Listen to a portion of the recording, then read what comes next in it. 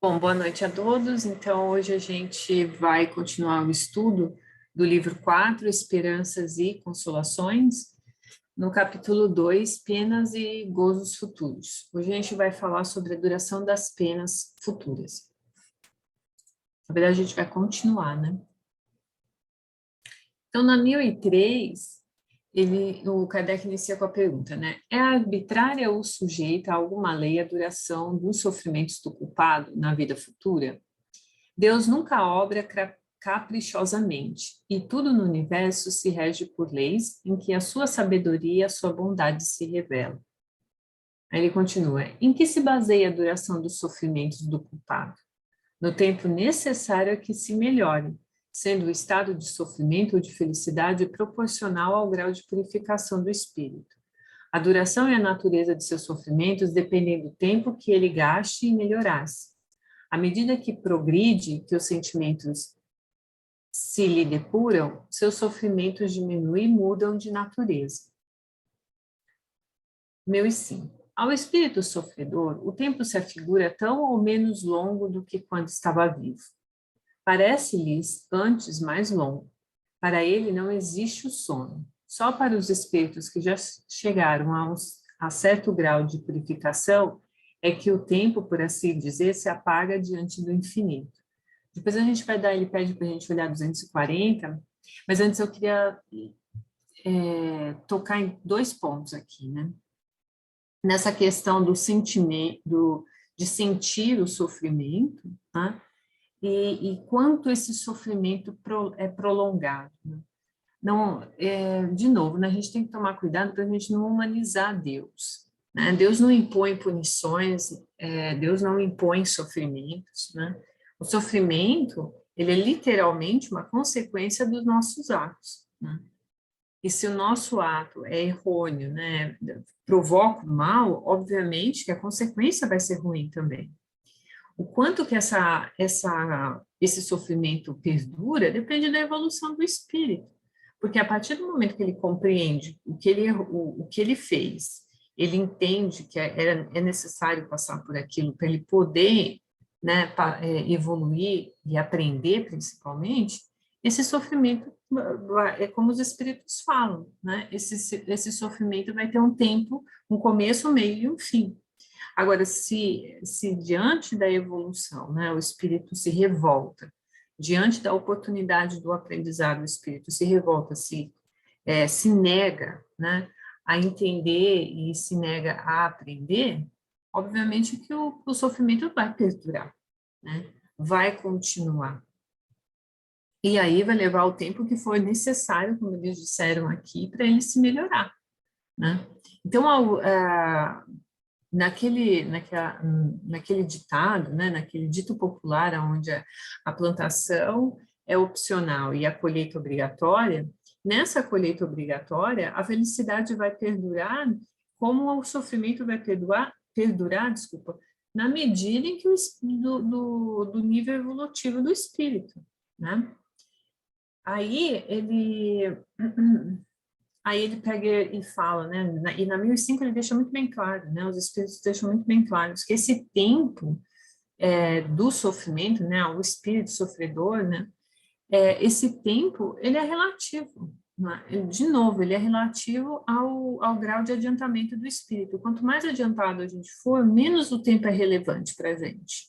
Né? O objetivo, a meta, o aprendizado se torna mais relevante. Então, o tempo em si não é nada. Tanto que, se a gente for olhar pelo ponto de vista de um espírito angélico, né, ou superior, uma reencarnação na Terra é um pingo no oceano. Só que para nós que ainda somos extremamente imperfeitos, vamos pegar aí mais ou menos 85 é a média da população, da idade da população, a idade de vida, né? Então, 85 anos é muito tempo, né? Não é pouco tempo.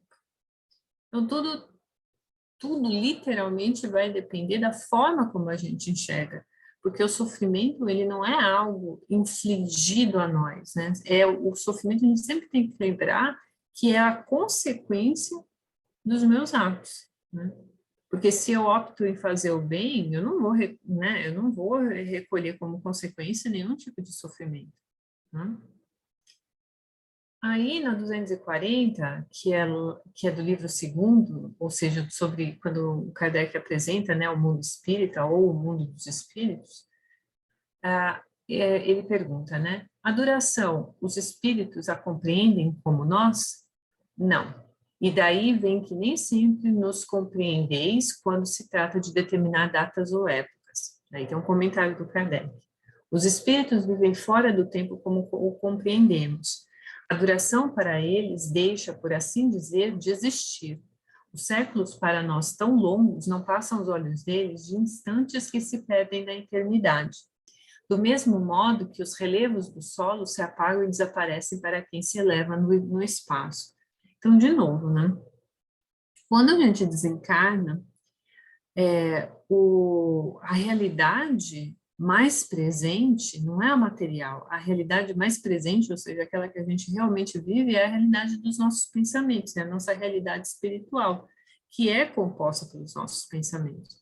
Por isso que em tantos livros a gente vê depoimentos sobre a perturbação após o desencarne perdurar em alguns espíritos por séculos. Por quê? Porque eles estão presos naquela realidade que eles próprios criaram.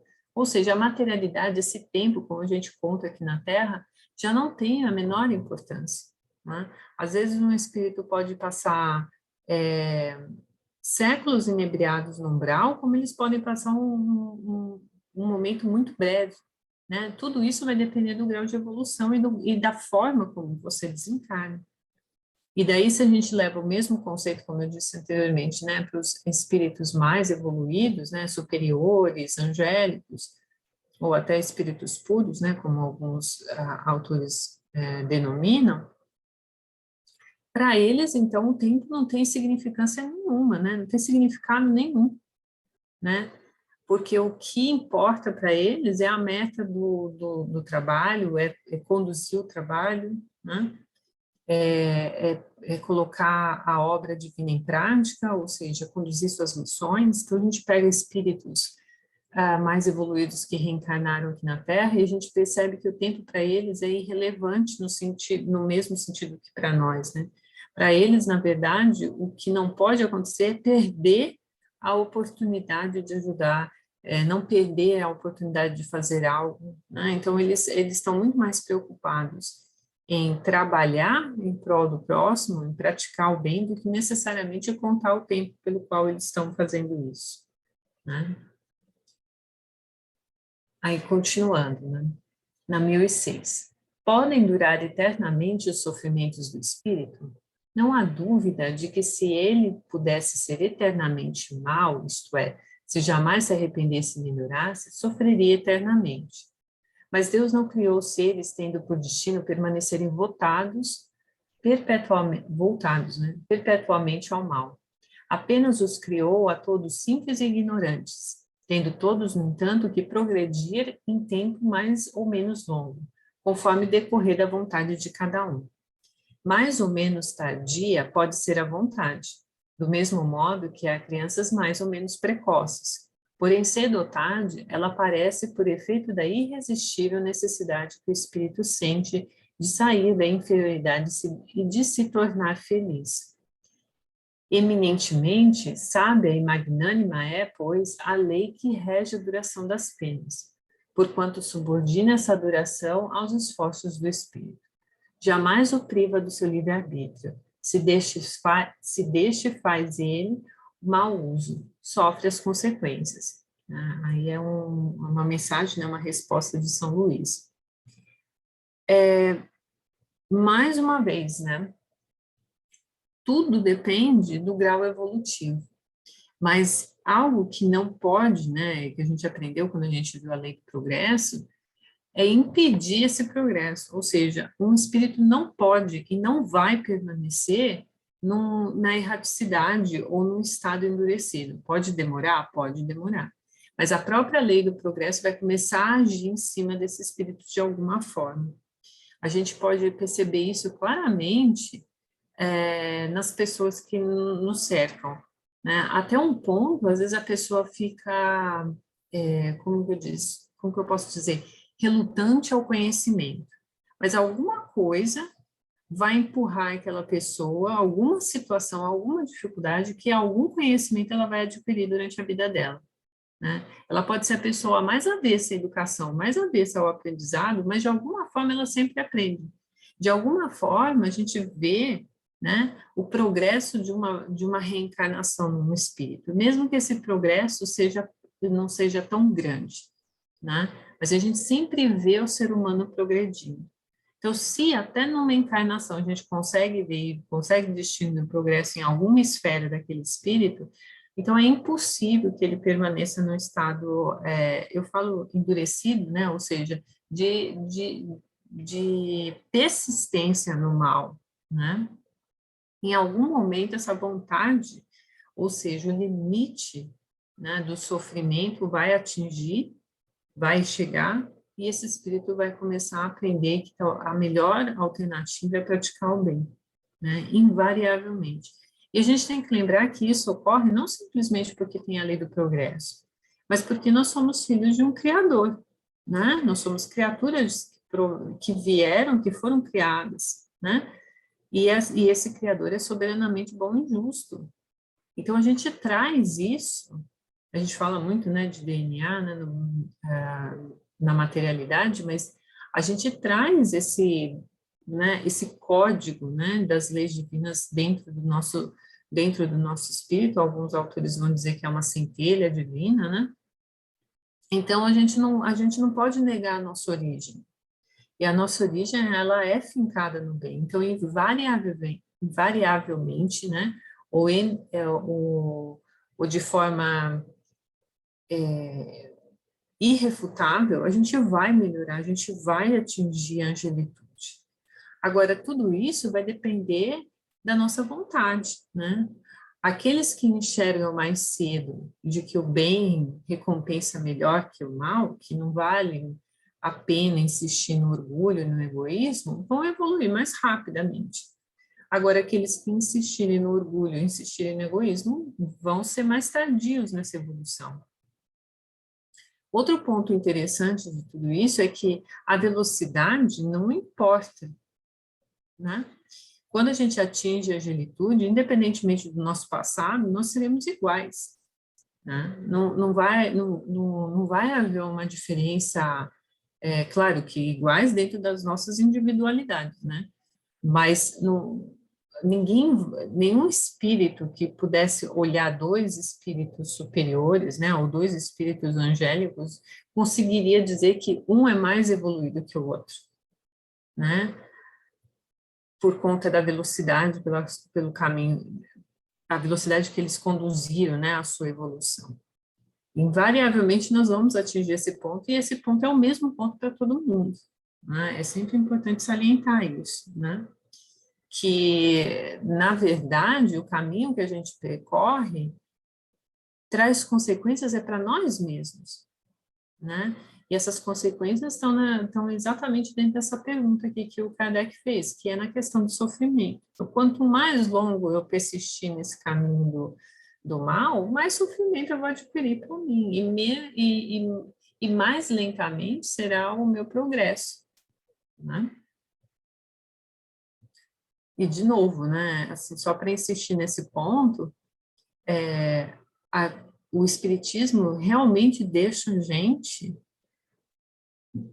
livre, né, a exercer, é meio redundante falar isso, mas é livre a exercer o nosso livre-arbítrio, ou seja, nós somos responsáveis pela nossa evolução, né? Não existe nenhum salvador, a gente tem a espiritualidade superior nos guiando, nos conduzindo, nos inspirando a todo dia a fazer melhor, mas nós somos responsáveis por nós, né? E, de certa forma, enquanto uns veem isso como um fardo, às vezes, muito pesado, na verdade é um consolo, né? Porque depende somente de nós, né? Aí, continuando. Haverá espíritos que nunca se arrependem? Há espíritos de arrependimento muito tardio. Pretender-se, porém, que nunca se melhorarão seria negar a lei do progresso, como alguém que dissesse que a criança não pode tornar-se adulto. Depende sempre da vontade do Espírito a duração das penas? Algumas não haverá que lhes sejam impostas por tempo determinado? Sim, ao Espírito podem ser impostas penas por determinado tempo, mas Deus, que só quer o bem de suas criaturas, acolhe sempre o arrependimento. E infrutífero jamais fica o desejo que o Espírito manifeste de se melhorar. Então, tem duas coisas aqui importantes, né? Primeiro, que não é somente a lei do progresso e não é somente a vontade do Espírito, né? É literalmente, porque se a gente se basear nisso, que Deus que nós acreditamos, né? Se o Espírito pode permanecer no erro eternamente, que Deus é esse que nós estamos falando, se não é um Deus bom e justo? Então, o que ele será? Né? Então, vai contra a natureza de Deus, né? Uma afirmação dessa. E outro ponto é que, às vezes, espíritos imperfeitos como nós somos ainda imaturos para entender quais são as consequências dos nossos erros, né? Então, e é por isso que a gente está no mundo de provas e expiações, né? Então, ou a gente está provando ou a gente está expiando. E a expiação, muitas vezes, não é um ato, muitas vezes não, na maioria das vezes, né? Se não todas elas, né? A expiação, ela é uma forma de controle para que aquele espírito não acabe criando ainda mais débitos, né? Então, vamos imaginar, eu não sei se eu já falei isso aqui, mas vamos imaginar que a expiação é como aquele cercadinho que a gente coloca uma criança quando ela está começando a andar ou a engatinhar, para ela ficar dentro daquele cercadinho, porque se ela sair daquele cercadinho, ela vai se machucar, ela vai fazer alguma coisa que é né, contra ela mesma, né, contra a segurança dela. A mesma coisa acontece conosco, né? Nós somos espíritos imperfeitos, e se a gente olhar pelo prisma, né, ou pelo olhar de um espírito superior em relação à nossa evolução, nós ainda estamos na infância da evolução espiritual. Então, existe uma necessidade de ter um cercadinho, né? Porque se a gente puder fazer tudo o que a gente gostaria de fazer, a gente vai acabar se prejudicando e prejudicando outras pessoas também, né? Então, para não arrecadar mais débitos, a gente acaba espiando. Então, certas pessoas vão reencarnar e não vão conseguir fazer grandes poupanças, né? Não vão conseguir, nessa reencarnação, se tornarem multimilionários ou milionárias. Por quê? Porque numa reencarnação passada, elas abusaram, né, desse bem material. Eu não estou falando que necessariamente sempre é assim, tá? Eu só estou dando um exemplo aleatório. Da mesma forma que pessoas que abusaram da inteligência numa vida passada vão vir num local onde elas não vão poder desenvolver mais essa inteligência, ou um local onde elas não vão poder colocar essa inteligência em prática. Exatamente para impedir que arrecadem ainda mais débitos do que já arrecadaram. Então, a expiação é uma forma de controle, né, imposta pela espiritualidade superior, que, obviamente, né, se conduz através dos desígnios de Deus. Né? Mas tem um outro ponto que ele fala aqui no final, né, que Deus sempre acolhe o arrependimento. Existe uma coisa chamada misericórdia divina, né, que impede que as leis que são imutáveis sejam praticadas de maneira idêntica a todos, né? E o que eu quero dizer com isso? Que dependendo da forma como a gente conduz a nossa vida, e Pedro falou isso, né, no Evangelho, né, o amor cobre uma multidão de pecados. Dependendo do nosso grau de arrependimento, e dependendo da nossa opção em praticar o bem, a misericórdia divina age aliviando, né, as nossas provas e as nossas expiações, né? Então, não é algo imposto e que não pode ser modificado. Né? É claro que Deus não interfere na nossa vida do dia a dia, né? Mas essa misericórdia divina, né, que está lá na lei de justiça, amor e caridade, e eu não sei explicar, né, como um espírito imperfeito que sou, eu tenho minhas dificuldades também em explicar Mas né, eu também conheço pouquíssimas pessoas que consigam explicar isso perfeitamente, que entendam isso, né? Mas a misericórdia divina, ela age, né? Exatamente nesses processos, onde o espírito realmente se arrependeu e onde o espírito está aprendendo o que ele tinha que aprender pela dor ou pelo sofrimento, ele começa a aprender pelo amor, né? Então, é nessas oportunidades, por isso que praticar o bem não é simplesmente fazer o bem ao outro, né? Quando a gente faz o bem ao outro, a gente automaticamente está fazendo um benefício para nós mesmos, né? Vou dar um exemplo mais concreto do que eu estou falando. Vamos supor que um espírito, ele veio num projeto reencarnatório, onde ele tenha que passar por é, uma doença, por exemplo, como o câncer, né? Que é uma doença difícil, né, de você tratar, né, muitas vezes, que é realmente um desafio para cada pessoa, né, que é acometida com essa doença. E vamos dizer que esse câncer seria agressivo, né? Exatamente por quê? Porque a doença também reestrutura o perispírito e porque aquele espírito precisa passar por isso para aprender certas coisas. Mas diante dessa reencarnação que ele está vivendo, ele começa a conduzir a vida dele de uma maneira muito diferente do que ele vinha conduzindo, né? Ele começa a aprender a praticar a caridade, a fazer as coisas, se conduzindo bem. Não estou dizendo que ele vai acertar e que ele não vai fazer nada mais, né, não vai cometer mais nenhum erro. Não, é que a intenção do espírito é realmente em aprender a se doar, a fazer o benefício do próximo. Bom, não é que ele não vai passar pelo câncer, ou ele literalmente vai se curar. Não, ele acaba passando por um câncer, uma doença, né, mais branda do que aquela que estava programada, que seria mais agressiva. E isso não é simplesmente porque Deus intercedeu por essa pessoa, não é isso. É porque, dentro da misericórdia divina, Deus entendeu que aquilo ali já não era mais necessário, né? E aquele espírito, ele mesmo se colocou na posição, quando eles falam aqui, né? Ele sempre acolhe o arrependimento, ele se colocou na posição do arrependimento sincero, como a gente viu nos outros capítulos, que é praticar o bem. Que é arrependimento maior que você decidir praticar o bem? Que é arrependimento maior do que você decidir perdoar, né? Então, é nessas horas que Deus acolhe as nossas preces, que Deus acolhe o nosso arrependimento, que Deus se manifesta, né, através da sua misericórdia. Não é um ato voluntário, né? Se vocês tiverem alguma dúvida, gente, é só perguntar, tá? Bom, então eu vou continuando. Aí, a última pergunta, que é a 1009, ela é uma das perguntas mais longas, se não a mais longa do Livro dos Espíritos. Então, nessa aula, a gente vai ver 3 respostas, porque ela tem 4 respostas, mais um comentário bem longo do Kardec.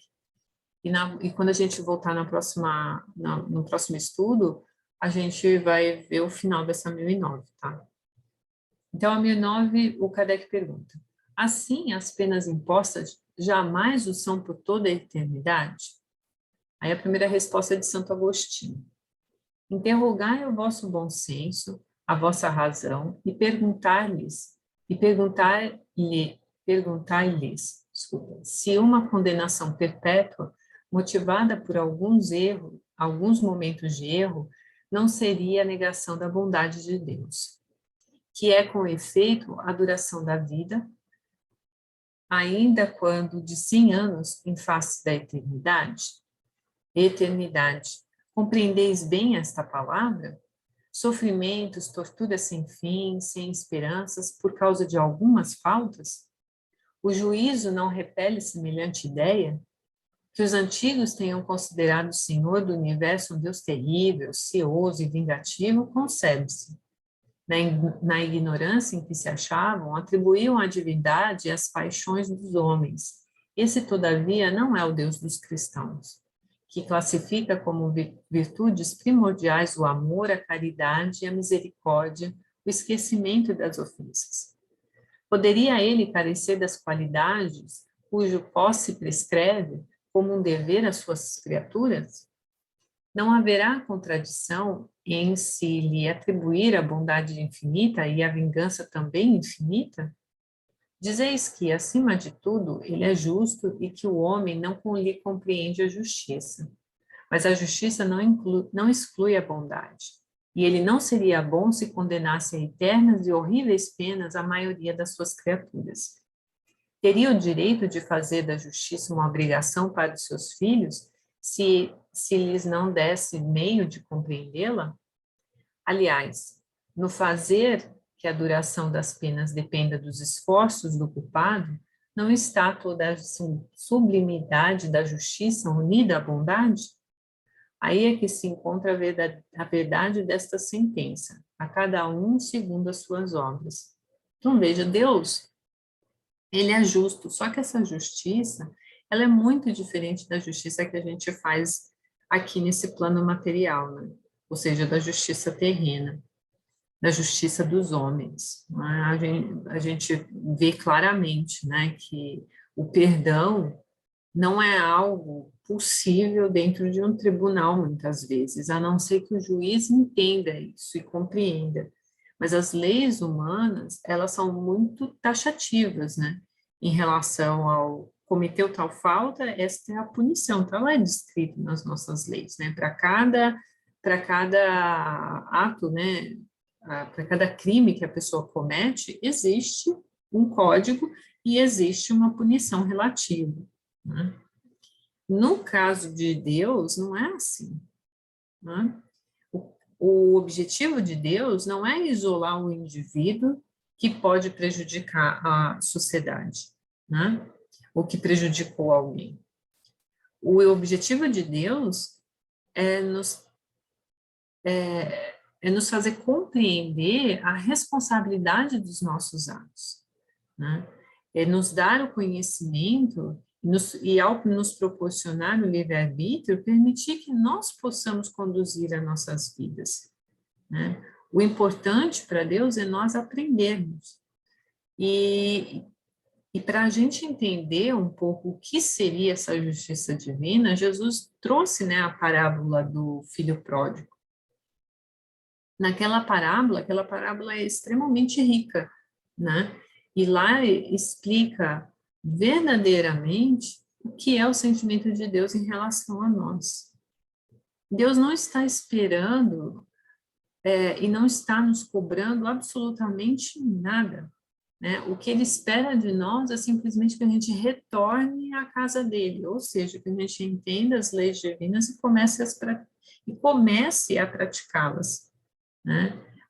Que nós possamos assumir a nossa responsabilidade, principalmente diante dos nossos atos, diante das consequências dos nossos atos, e que a gente entenda que a melhor forma da gente conviver entre nós é praticando o bem, porque se eu praticar o bem na medida do meu entendimento, na medida das minhas possibilidades, provavelmente, né, as consequências dos meus atos vão ser benefícios a outras pessoas e a mim mesmo, né?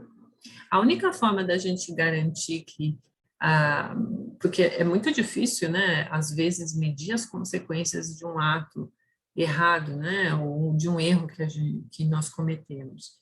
Mas do bem, a gente pode ter certeza que as consequências, mesmo que a gente não consiga visualizá-las, não consiga aferi-las, elas serão benéficas a alguém, né? Então, no caso aqui da resposta do Santo Agostinho, ele é muito claro, né? Que Deus é esse que a gente acredita que vai punir o próprio filho a uma eternidade de sofrimento. Quando a gente fala de um mundo de provas e expiações, as pessoas sempre colocam uma ideia negativa, né? Um conceito ruim. Mas se a gente abrir a janela do nosso quarto, né? Mesmo no inverno, no verão, será que esse mundo de provas e expiação é esse mundo horrível mesmo que a gente descreve? Porque a natureza que nos cerca é uma natureza maravilhosa, né? Então, como que Deus pode condenar o seu próprio filho a uma eternidade de sofrimento, né? Como que a gente pode acreditar nisso? Se ele pede para que nós sejamos bons, né? Quando Jesus veio, ele deixou um mandamento que resumia todos os demais, né? Ou seja, amar a Deus sobre todas as coisas e amar o próximo como a si mesmo. Bom, se Deus está pedindo isso de nós, como que ele pode fazer o contrário, né? Aí, na próxima resposta, eu não sei pronunciar muito bem o nome do espírito, mas eu vou dizer, é Lamenais, Lamené, não sei qual é a pronúncia correta. Mas a resposta dele é a seguinte, para a mesma pergunta, né, que o Kardec fez. Aplicai-vos por todos os meios ao vosso alcance em combater, em aniquilar a ideia da eternidade das penas, ou seja, do inferno. Ideia blasfematória da justiça e da bondade de Deus, e a mais abundante fonte de incredulidade, do materialismo e da indiferença que invadiram as massas humanas desde que as inteligências começaram a desenvolver-se. O espírito prestes a esclarecer-se, ou mesmo apenas desvastado, logo lhe apreendeu a monstruosa injustiça. Sua razão a repele, então raro é que não englobe no mesmo repúdio a pena que o revolta e o Deus a quem a atribuiu. Daí os males sem conta que tem desabado sobre vós e aos quais vimos trazer remédio. Tanto mais fácil será a tarefa que vos apontamos, quanto é certo que as autoridades em quem se apoiam os defensores de tal crença evitaram todas pronunciar-se formalmente a respeito. Nem os concílios, nem os pais da Igreja deram por encerrada essa grave questão. Muito embora, segundo os evangelistas, tomadas ao pé da letra, as palavras emblemáticas do Cristo, ele tem ameaçado os culpados com um fogo que não se extingue, com um fogo eterno. Absolutamente nada se encontra nas suas palavras capaz de provar que os haja condenado eternamente. Pobre ovelhas desgarradas, aprendei a ver aproximar-se de vós o bom pastor, que longe de vos banir para que longe de vos banir para todo o sempre de sua presença, vem pessoalmente ao vosso encontro, para vos reconduzir ao aprisco. Filhos pródigos, deixai o vosso voluntário exílio, encaminhai vossos passos para a morada paterna. O Pai vos estende os braços e está sempre pronto a festejar o vosso regresso ao seio da família.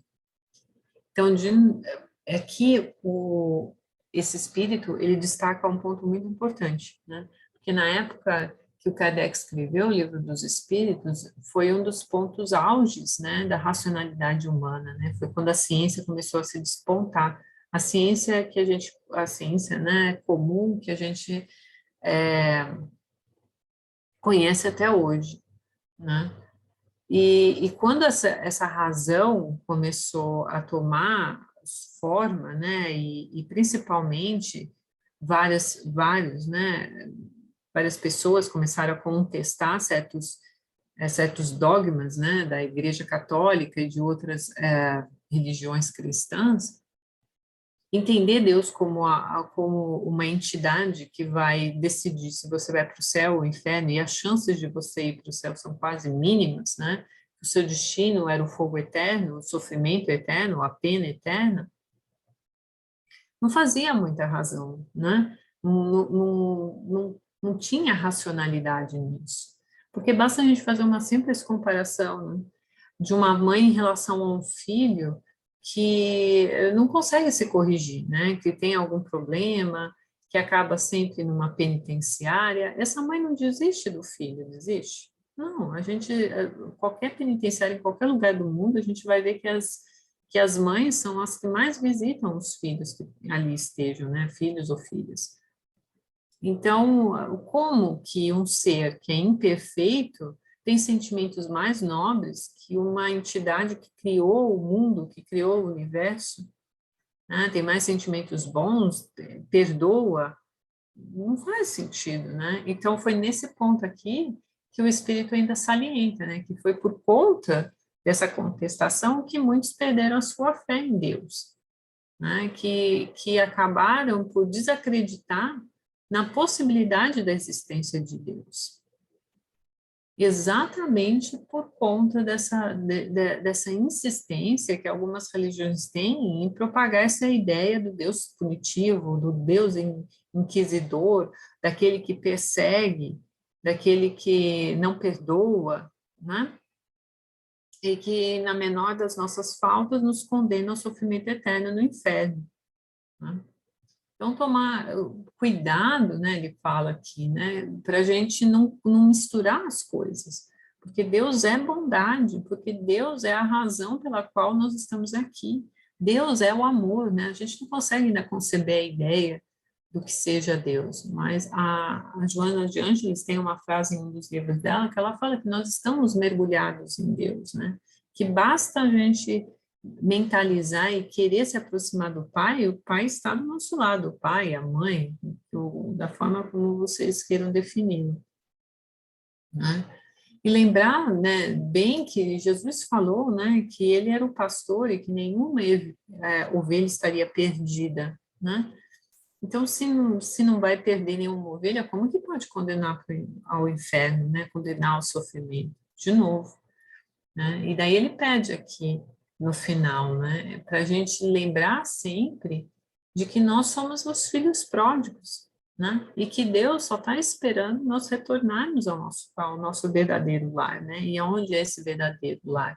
É na pátria espiritual ao lado dele, contribuindo para a obra dele, ajudando aqueles que necessitam, né? Sendo forças ativas dessa obra divina, né? Aí, por último, a gente tem a resposta do Platão para a mesma pergunta, né? Aí ele diz, né? Guerra de palavras, guerra de palavras. Ainda não basta o sangue que tendes feito correr. Será ainda preciso que se reacendam as fogueiras? Discutem sobre as expressões, eternidade das penas, eternidade dos castigos. Ignorais, então, o que hoje entendeis por eternidade não é o que os antigos entendiam? Consulte o teólogo, consulte o teólogo as fontes e lá descobrirá, como todos vós, que o texto hebreu não atribuía ao vocábulo que os gregos, os latinos e os modernos traduziram por pena sem fim, irremessíveis à mesma significação. Eternidade dos castigos corresponde à eternidade do mal. Sim, enquanto existir o mal entre os homens, os castigos subsistirão. Importa que os textos sagrados se interpretem no sentido relativo. A eternidade das penas é, pois, relativa e não absoluta. Chegue o dia em que todos os homens, pelo arrependimento, se revistam da túnica da inocência, e desde este dia deixará de haver gemidos e ranger de dentes.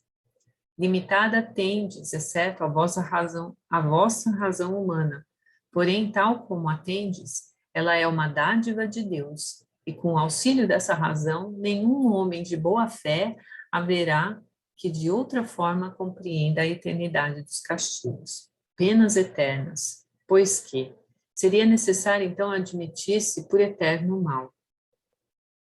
Somente Deus é eterno e não poderia ter criado o mal eterno. Do contrário, forçoso seria tirar-se-lhe o mais magnífico dos seus atributos, o soberano poder. Porquanto não é soberanamente poderoso aquele que cria um elemento destruidor de suas obras? Humanidade, humanidade.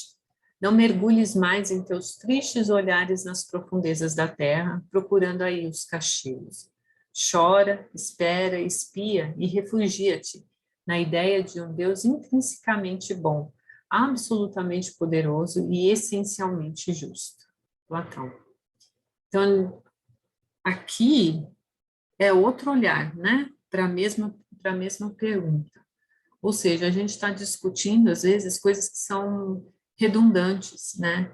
Traduções que foram feitas ao longo dos séculos e que, dependendo da cultura do povo, da forma como aquele tradutor traduziu determinadas palavras, colocou muito peso, né?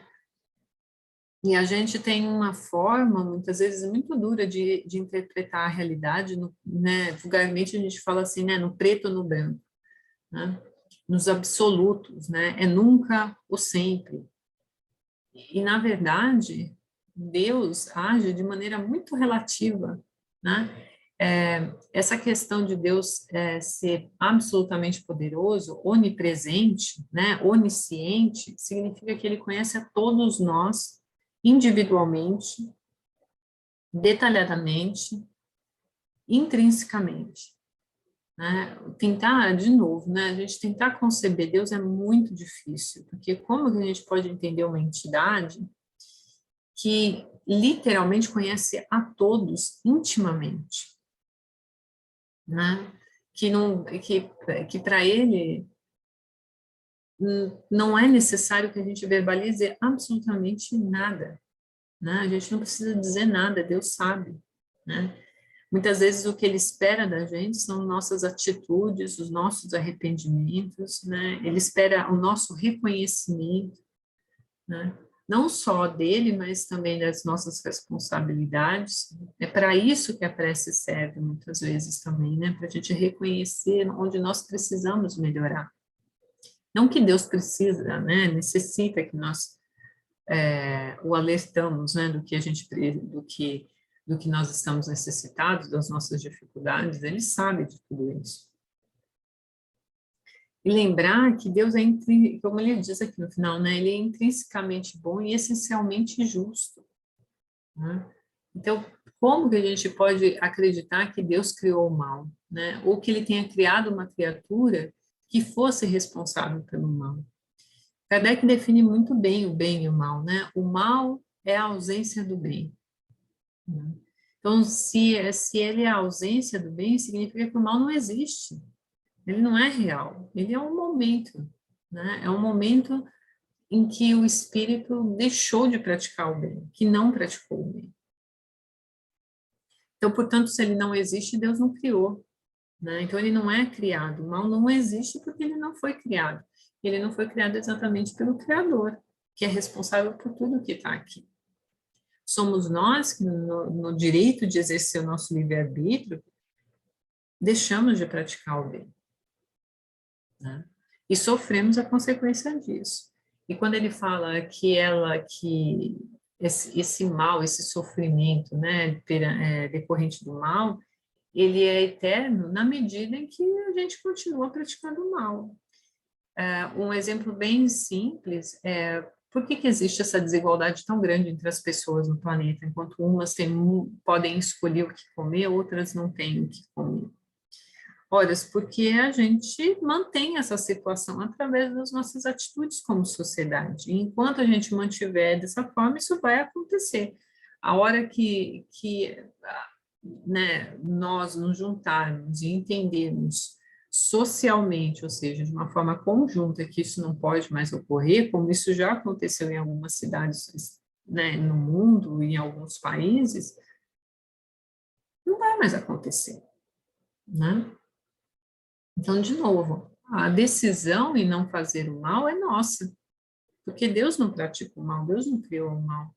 Então, se a gente almeja, né, não sofrer mais, então a gente tem que tomar a decisão de praticar o bem. Acho que basicamente é isso. E um ponto assim que eu queria finalizar, já que a gente está entrando no recesso e semana que vem é Natal e é um momento muito grande de reflexão, e a gente está passando por tantas dificuldades, né, no planeta, para a gente não mergulhar mesmo, né? Como ele diz aqui, não mergulhes mais os teus tristes olhares nas profundezas da terra, procurando aí os castigos. A gente traz em si uma culpa ainda latente por conta dos nossos erros do passado, por conta das nossas atribulações em outras reencarnações. E às vezes a gente se foca muito no mal, e a gente presta muita atenção em tudo que está acontecendo de ruim na Terra, e isso acaba nos tirando a esperança de que as coisas possam melhorar, né? O que a humanidade pode vir a ser melhor no futuro, né? Não num futuro longínquo, mas às vezes num futuro até mais próximo de nós, né? A gente vai perdendo essa esperança.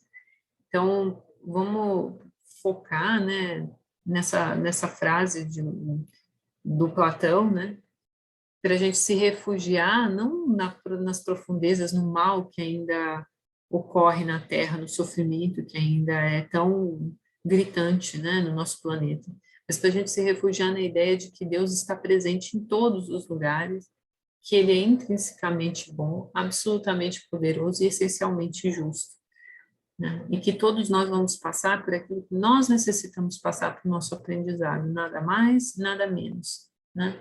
De que Deus não está brincando com as nossas vidas e que Ele não é um ser sádico que tenta nos condenar ao fogo eterno, né? Muito pelo contrário. Ele é aquele pai esperando ansiosamente, esperando fazer a festa, né?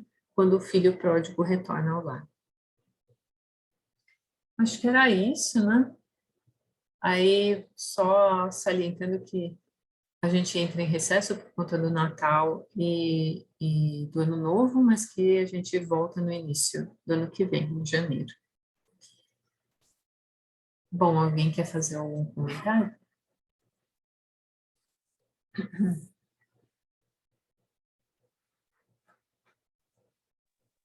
Eu acho, Ana, que até para as nossas atitudes, a gente tenta criar algo para que a gente não se responsabilize por elas, né? As nossas más atitudes. E é assim que eu vejo muitas pessoas, né, de outras vertentes religiosas que atribuem todo os seus desvios ao mal, né, ao demônio, né? Então, quer dizer que elas não são responsáveis, elas foram influenciadas pelo demônio, né? E a gente tem que se lembrar que o mal existe dentro de cada um de nós, assim como o bem também já existe dentro de cada um de nós. E em relação, eu ouvi essa semana uma moça comentando que ela nunca perderia a salvação dela, porque a salvação dela não foi ela quem ganhou, foi Jesus quando foi crucificado. Né? Outra forma de delegar responsabilidade. Né? Jesus nos trouxe a salvação dentro dos seus preceitos, né? Que nós devemos caminhar, né? Como ele mesmo diz, eu sou o caminho, a verdade e a vida. Né? Ele nos trouxe a verdade. Mas isso não nos exime da responsabilidade de caminhar, né? E são escolhas tanto para o bem ou para o mal. É autorresponsabilidade sempre, né? Não, e tem um ponto interessante no que você falou, né? Não existem, mesmo quando a gente vai estudar na Gênese como se deu, né, os ditos milagres, né, de Jesus, não foram milagres, né? Era simplesmente a falta de compreensão das pessoas na época sobre o que estava acontecendo, né? A gente precisa tirar esse misticismo, até porque o Kardec fez questão, né, de deixar isso muito bem claro, tanto no Livro dos Espíritos quanto no Livro dos Médiuns, que basta a gente se dispor a estudar, que nós vamos entender tudo, né, os mecanismos, etc. Né? Então, o ponto principal aqui é que não existe um salvador, né? Como não existe um Deus punitivo, porque eu acho muito interessante, né, essa guerra de palavras, né? Porque se existe um Deus punitivo, é porque precisa existir um anjo salvador, né? E como você disse, os dois retiram de mim a responsabilidade sobre os meus atos, tá?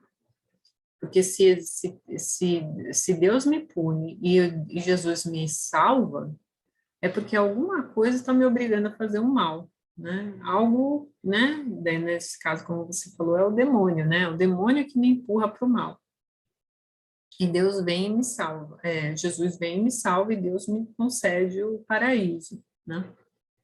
Então, ou seja, eu, ser humano, eu aqui, espírito reencarnado, não tenho responsabilidade nenhuma sobre o que eu faço, né? Eu sou simplesmente uma marionete dentro de um jogo muito maior, né? Sim, e me leva a pensar qual a finalidade da existência humana. Se você não tem proatividade para escolher os seus caminhos, para assumir responsabilidades, para aprender com os teus erros, se tudo não nada depende de você, né? Tudo é do outro para contigo, mas existem de você para com o outro, de você para com Deus, é de você para com Jesus, é sua escolha, né? Deus, ele nos oferece escolhas, né? Possibilidade de escolhas e mais ainda oportunidades de recomeço, né, Ana? Porque Uhum. por que punir eternamente? Isso nunca entrou na minha mente. Eu acho que, né? Você, como assim, né? Um Deus Como que que... Jesus nos mostrou que é total amor, é um pai Uhum. que desiste de você. Como você falou, quando é que um pai e uma mãe vai desistir de um filho? E olha que as nossas relações humanas são, vamos dizer assim, passageiras, entre aspas, e a gente não desiste. E imagina Deus que nos formou, né, enquanto espíritos imortais. Não, assim, a gente até fala, né, que uma mãe que não tem sentimentos, certos sentimentos em relação ao filho, é porque algum problema há, porque é antinatural isso. Então, quer dizer, se uma mulher em relação ao seu filho, né, ou um pai em relação ao seu filho, pode ter esse nível de afeto, Deus é muito mais do que pai e mãe, né? Porque ele criou, literalmente do nada, né? Então, como que o Criador pode ser tão negligente, né? Ou seja, não ter nenhum tipo de sentimento de afeição a ponto de condenar a sua criação para o sofrimento eterno. Que bondade é essa, né? É um contrassenso muito grande acreditar no inferno. Por isso que certas pessoas, quando elas começam a fazer essas perguntas que você fez, né, e que as religiões não dão a resposta que, que elas procuram, né, muito pelo contrário, insistem ainda nesse tipo de perspectiva, né, ou de ideia, o que acaba é que elas se autodeclaram ateus, né, só que são pessoas que têm uma moral e conduzem a vida delas dentro de uma ética e de uma moral tão, vamos dizer assim, tão coerente quanto os preceitos de Jesus Cristo. Então, olha o contrassenso que se forma. É, é, é verdade. Eu acho que essa se formou uma ideia muito caricata de Deus, né? Do velhinho, de bengala, né? E a gente, como você disse no início, a gente tenta humanizar Deus o tempo todo, né? E como se ele fosse a nossa semelhança. E, na verdade, não. Né? Nossa semelhança com Deus é aquilo que ele é como se fosse a centelha divina, são os seus Uhum. preceitos que ele colocou dentro de nós. Essa é a nossa semelhança com Deus, não a nossa parte material e física. Né? Acho que falta esse entendimento para gente, que nós somos a imagem e semelhança de Deus, mas não, ele não é a nossa imagem e semelhança, né? Porque a Não, gente de maneira alguma. quer atribuir sentimentos de vingança, de ódio, de medo a Deus, e se ele é totalmente justo e bom, esses sentimentos não pertencem a ele, pertencem a nós, imperfeitos, né? Tem uma coisa que o Platão fala lá na resposta dele que eu acho interessante, né? Se lá no passado os gregos criaram esses deuses, né, que são mais humanos, né, do que qualquer outra coisa, porque eles sentem tudo que um ser humano sente, né? Eles fizeram isso por desconhecimento, né? Eles fizeram isso porque eles não tinham como explicar o que eles entendiam de outra forma, né? Não só os gregos, mas os romanos, os egípcios, inclusive até os judeus, né, no começo também. Então, quer dizer, eles concebiam Deus dessa forma porque eles não tinham um conhecimento maior que nós temos hoje. Aí o que me faz, literalmente, sabe, me questionar, não me questionar, né, mas questionar essa necessidade de perpetuar isso no século XXI, né? Essa ideia desse Deus que controla tudo, que é o menor erro que você cometer, ele tira o seu emprego, ele tira a sua família, ele tira a tua saúde, né? Que a doença que você tem, que você carrega consigo, é porque você cometeu um ato falho, né? Então, para quem interessa ainda perpetuar essa imagem, esse misticismo, esse terrorismo até, né, em relação a Deus, né? E daí a gente vai perceber que são os interesses particulares das pessoas, é o orgulho que ainda se carregam, né, essa necessidade do poder, né? Isso é obra humana. Daí a gente começa a perceber que tudo isso é obra humana, não é obra de Deus, né? É verdade, porque desde o início tinha a ver com controle, né, Ana? O controle das pessoas pelo medo, né? No início, Moisés precisava dessa imagem, né, para o povo hebreu, porque era ainda um povo muito animalizado, e precisava ser contido de alguma forma. E mais tarde isso se potencializou, né? E vem sendo utilizado até hoje, e está tão enraizado, né, na humanidade, mas a gente chega lá, como nosso amigo Luiz diz, nós estamos no caminho. Então, eu vou pegar de novo, eu gostei muito da resposta do Platão, né? Porque, de novo, para a gente não se perder nessas vibrações pesadas que ainda, né, são, em grande parte, né, as vibrações que ocorrem aqui nesse planeta. Para a gente lembrar de que Deus está aqui, está presente mesmo, né? Mesmo que a gente não consiga entender o que é Deus, mesmo que a gente não consiga definir o que é Deus, mas lembrar, né? Tudo que Deus não é, né? E uma das coisas que Deus não é humano, né? Deus não pensa como nós, Deus não age como nós, Deus é intrinsecamente bom, não existe espaço para o mal para Deus, né?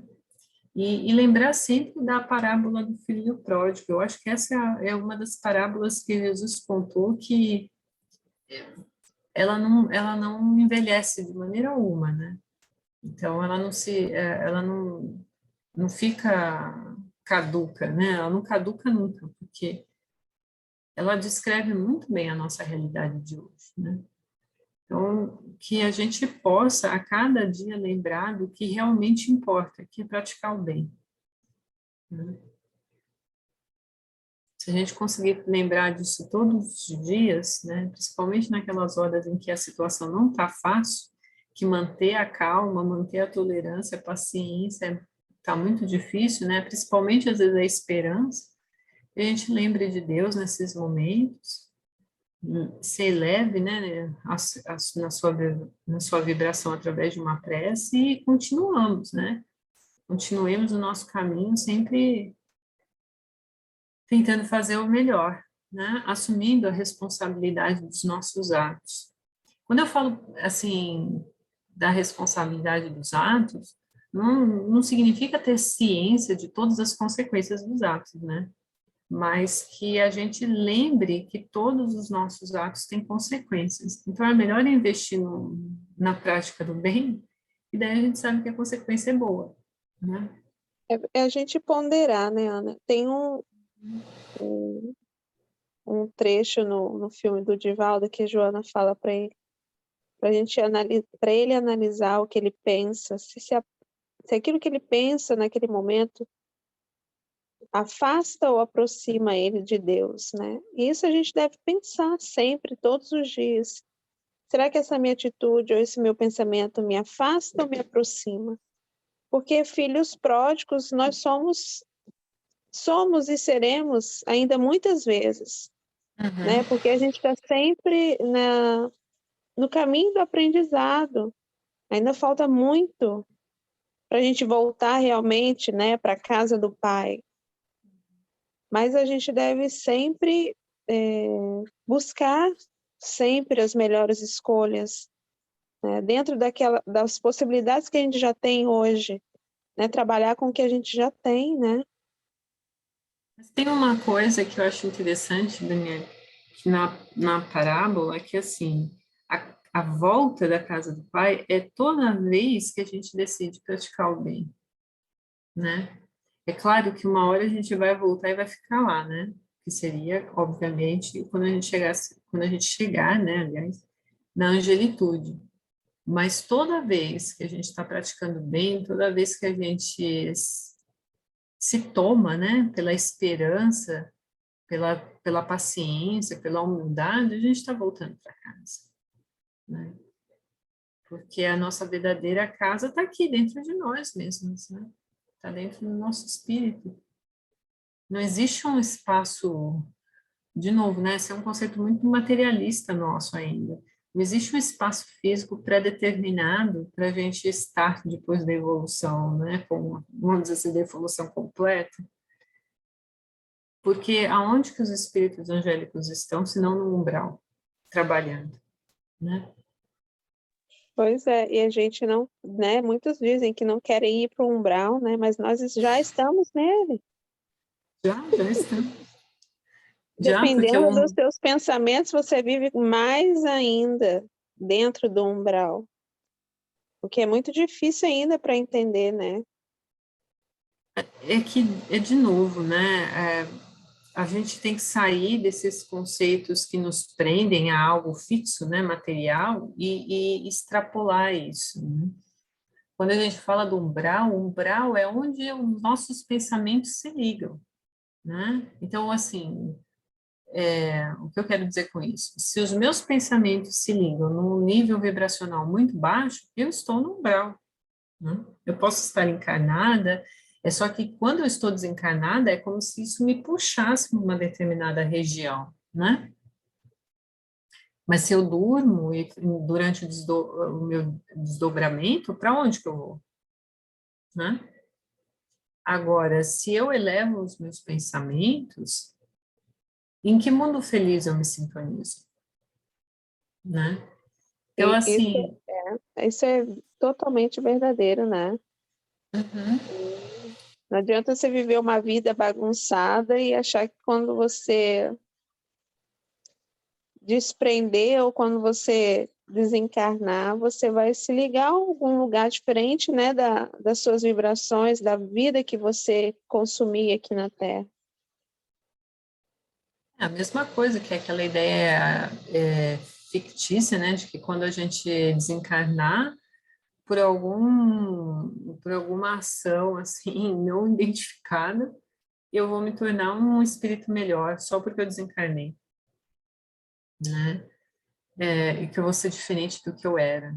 Não, a gente desencarna e continua sendo a mesma coisa, se não uma versão ainda mais intensa do que eu era enquanto encarnada, né? Então, assim, se eu era, vamos supor, se eu era uma pessoa ligada demais ao dinheiro, uma vez que eu desencarnar, vou continuar ligada ao dinheiro, se não mais ainda, né? Porque o sentimento, as emoções, o pensamento, ele dilata, né? Não tem mais esse corpo aqui que é basicamente um filtro para tudo isso, né? Então, a gente tem que lembrar que os nossos atos são nossos, acima de tudo, né? Então, as consequências são nossas também, Deus não pode fazer muito em relação a isso, né? Ele não pode vir, porque às vezes a ideia das pessoas também de Deus é que Deus pode vir, pegar uma borracha e passar em cima de tudo que eu fiz, né? Falar assim, olha, tá tudo perdoado, segue adiante. Não é assim que as coisas funcionam, né? Mas eu acho, Ana, que ainda hoje esse pensamento existe porque muitas pessoas não conseguem conviver com as escolhas que fazem. Então, é necessário ter um terceiro para, tipo, aliviar a minha consciência. Daí para frente eu posso seguir mais um pouco. Mas a gente sabe que não é assim, né? A gente sabe que não é assim. Uma hora a corda vai apertar, né? Porque não dá para você ficar vivendo longe das consequências dos seus atos por muito tempo, né? Uma hora chega, né? Você pode até ficar inebriado por um tempo, mas uma hora vai chegar, e na hora que chegar, aí a gente tem, aí não vai ter muita escapatória, né? Lei de ação e reação, né?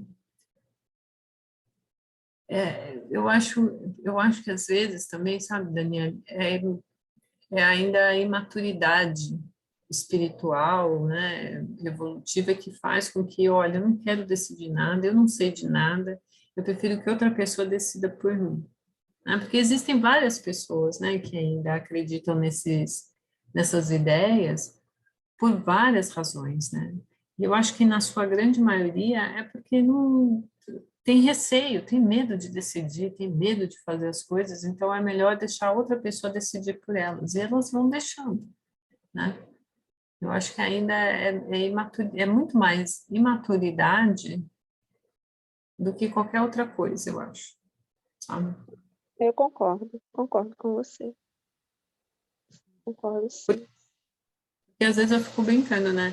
Que não dá para tirar férias, né, de ser espírita, né? Você pode até se revoltar de vez em quando, mas não dá, porque uma vez que você adquiriu o conhecimento, ele vai estar ali, né, piscando toda hora, né? Então você já sabe, olha, se eu fizer tal coisa, tem consequência, né? A gente não sabe determinar exatamente qual é a consequência, mas que a gente já sabe que tem uma consequência e que essa consequência não é boa, a gente, né? Então, o espiritismo não é eu não, assim, eu sou meio relutante em chamar o espiritismo de religião, né? Mas o espiritismo não é uma conduta, vamos dizer assim, de vida muito fácil, porque ele literalmente diz que você tem que assumir as responsabilidades, que é você, né? O grande protagonista da sua própria vida, não é Deus, né? Não é Jesus, não são os espíritos superiores e nem os espíritos inferiores que, porventura, possam te obsediar. O protagonista da sua vida é você mesmo, né? Kardec também fala lá na Gênese, claro, né, dependendo, eu não estou dizendo aqui que o tratamento da casa espírita não seja importante, muito pelo contrário, mas que o grande passo para você sair de um processo de obsessão é você começar a praticar o bem, né? Mesmo que a conta-gotas, né? Então, veja, até para um processo de obsessão, é você que tem que sair dele, né? Mas você tem que mudar a sua vibração, né? Porque se você Uhum. pratica o bem, você se liga a outros campos, né? E eu acredito muito que o tratamento no centro, ele te auxilia a te manter, né, por mais tempo nessa zona equilibrada. Porque os espíritos por exemplo, eles te dão fluidos que a gente aqui não consegue ter sozinho. A gente não tem, né? Tá muito fora da nossa realidade materialista, pessimista. E quando a gente tenta, pelo menos, se manter no trabalho, no bem, no estudo, e com a contribuição deles, a gente consegue por mais tempo, né, se Mas, manter. mas você vê, né? Se você não for no centro espírita, Não, mas a gente né? sempre tem que caminhar, né? A gente tem que caminhar, sempre, sempre. E eu acho que essa ideia de autorresponsabilidade, de liberdade que a doutrina traz é o grande ponto, né, que as outras religiões não conseguem entender no Espiritismo, porque elas acham que a gente está querendo tomar o lugar de Deus e de Jesus. E, na verdade, não é, né? Na verdade, não é. Porque em todos os momentos eles continuam conosco, amparando, instruindo, mas a gente também precisa fazer algo, né? A gente precisa fazer a nossa parte.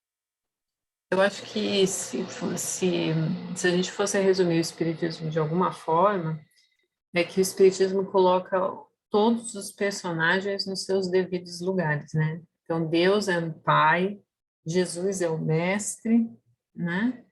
Os espíritos superiores são os nossos guias e nós somos os protagonistas da nossa reencarnação. Somos nós que decidimos se a gente vai praticar o bem ou se a gente vai praticar o mal, né? E daí a gente vai ter que sofrer as consequências disso. Então, eu acho que a diferença, talvez, pelo menos na minha concepção, é que a razão, né, ou seja, essa fé raciocinada que o Kardec tanto fala, ela vem exatamente para colocar cada personagem no seu devido lugar, né? E o principal, né? Mostrar que, olha, vocês são espíritos com razão, né? Ou seja, vocês são capazes de pensar e dessa forma vocês são capazes de decidir ou fazer o bem ou fazer o mal, né? Acho que essa é a diferença. E como você disse, não é algo fácil, né? A gente sabe disso. Muito pelo contrário, chega a momentos que são momentos assim decisivos, né, que a gente vive, fala, olha, eu tenho conhecimento, eu não posso mais fazer isso, né? É, Sempre existe esses momentos.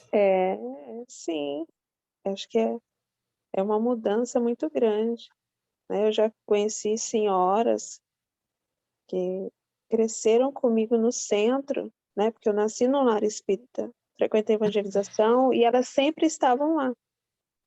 E depois elas não estavam mais porque elas tinham retornado à Igreja Católica, né? Porque a pessoa tenta, mas às vezes é demais, né? Ainda não é o tempo dela. E a gente tem que respeitar isso também, né, Ana? Como você falou, Claro. né? Cada um ao seu tempo. E lembrando o Luiz mais uma vez, né?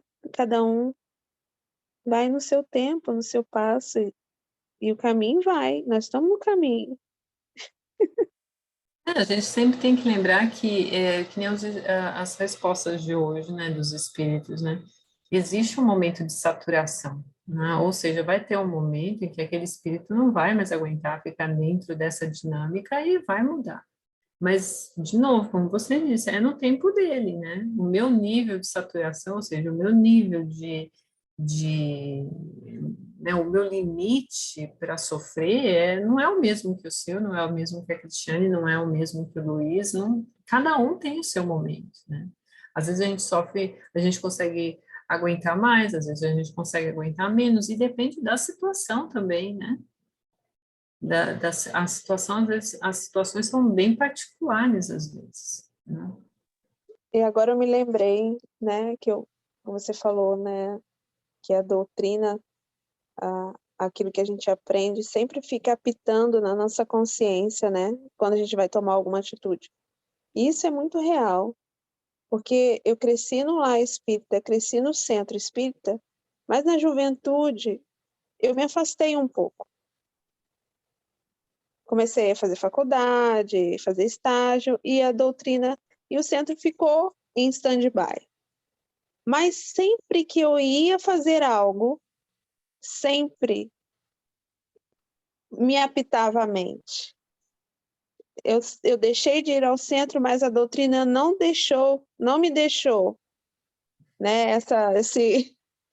Esse alarme, pô, não faz isso não, que isso não vai dar certo, né? Não faz isso não, porque isso não é legal. Então, eu acho que quando a gente consegue interiorizar de alguma forma alguma coisa, isso não te abandona mais. Não. É muito difícil, né? A gente aprende. Eu passei pela mesma experiência também, desde pequena. Aí chega uma hora que foi na época que eu também fui morar fora do Brasil, você acaba se afastando, mas aquele negócio está ali, né? Quando você vai fazer determinadas coisas, o conhecimento está ali, ó, piscando, né? E a gente passa por, eu não diria dilemas, né? Mas é aquela luta interna, né? Como o Kardec fala lá no Evangelho segundo o Espiritismo, né? A luta entre o homem velho e o homem novo, né? A luta entre aquilo que nós já fomos e aquilo que a gente quer ser, né? O que fomos e que ainda está dentro de nós, né? Que muitas vezes ainda faz parte da nossa personalidade e aquilo que a gente ainda almeja ser, né? Então, são dilemas que a gente vai viver por um bom tempo ainda, né?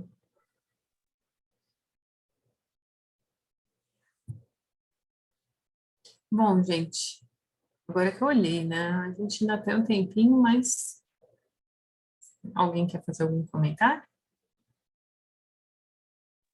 Eu Acho que a gente já... falei tanto que a Cris não falou nada. Nossa, Ah, é foi. verdade. A gente ficou falando. Você quer fazer algum comentário, Cris? Não, só tô ouvindo aqui, eu tô com o namorado aqui do lado, não quero falar muito. Ele tá aqui cochilando. Então tá. Então, você faria prece, Daniele? Posso fazer. Ah, então tá bom. Vamos fechar os nossos olhos, elevar os nossos pensamentos a Jesus, a Deus, nosso Pai, e agradecer por esses momentos onde temos a oportunidade de trazer o esclarecimento para que possamos sempre, Senhor, percebermos a nossa responsabilidade mediante as nossas escolhas, aos nossos passos aqui nesta terra e depois no mais além. Te agradecemos, Senhor, pela inspiração, pelo amparo dos espíritos amigos, que com tanto amor, Senhor, trabalham incansavelmente para nos inspirar aos caminhos do amor, do bem e da verdade. Que possamos todos, Senhor, abrir os nossos corações para as mudanças que nos são necessárias. Que não percamos mais tempo, Senhor. Que busquemos o bem, crescendo mediante os seus preceitos, mas sempre nos lembrando que depende de cada um de nós.